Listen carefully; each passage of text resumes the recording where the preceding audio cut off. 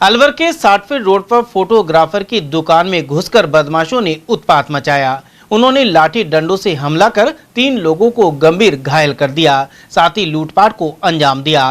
पीड़ित सचिन ने एनएबी थाने में दर्ज रिपोर्ट में बताया कि वह अपने दोस्त राजेश और घनश्याम के साथ दुकान में बैठा हुआ था। इसी दौरान प्रिंस नाम का युवक वहां आया और मयंक के बारे में पूछताछ करने लगा। सचिन ने उसे बताया कि मयंक कुछ देर में आने वाला है, लेकिन अचानक 35 से 40 युवक वहां पहुंचे और प्रिंस के साथ मारपीट शुरू कर दी। बीच बचाव के बाद कुछ देर के लिए तो मामला शांत हो गया, लेकिन चंद मिनट बाद ही हमलावर लाठी डंडे और पत्थर लेकर दोबारा लौट आए। उन्होंने दुकान में जमकर तोड़फोड़ की और मौजूद लोगों को जमकर पीटा।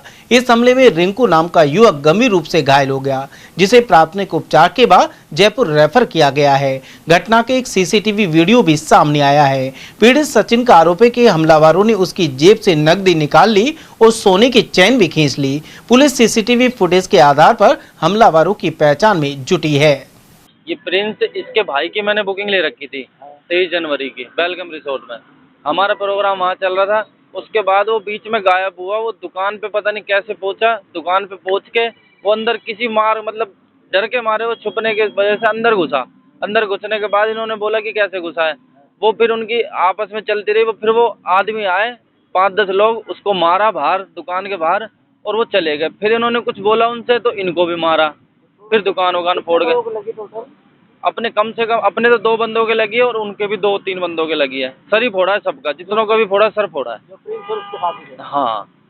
ये कितने लोग थे मारपीट करने वाले? ये कम से कम 8-10 लोग थे जो दुकान में घुसे थे। पुलिस को रात में सूचना दे दी? पुलिस को रात में ही सूचना दे दी थी। पुलिस वाले भी कोई काम के नहीं है, कोई भी नहीं आया, कोई ने भी किसी ने भी एक्शन नहीं लिया किसी चीज का भी। कोई भी नहीं पहुंचा। ऐसे और कहते सुबह आ जाओ, ऐसे और बोल रहे कि सुबह आ जाओ। एक बात बताओ, 9:30 बजे का समय और ऐसे भी कोई भी आ जाएगा दुकान में, पत्थर मारेगा, लड़ाई झगड़ा करेगा, सर फोड़ेगा, कैसे रह लेगा कोई भी बंदा? सामान तोड़ फोड़ दिया। सब तोड़ फोड़ गए। कैमरे थे जो ले गए, पीछे के गेट से पार हो गए सारे लेके। ये मैं आया था कम से कम 8 से 9 बजे के बीच में, ऑफिस पे आया था। तब एक मेरा दोस्त राजेश जनरेटर वाला बैठा पड़ा था दुकान के ऊपर।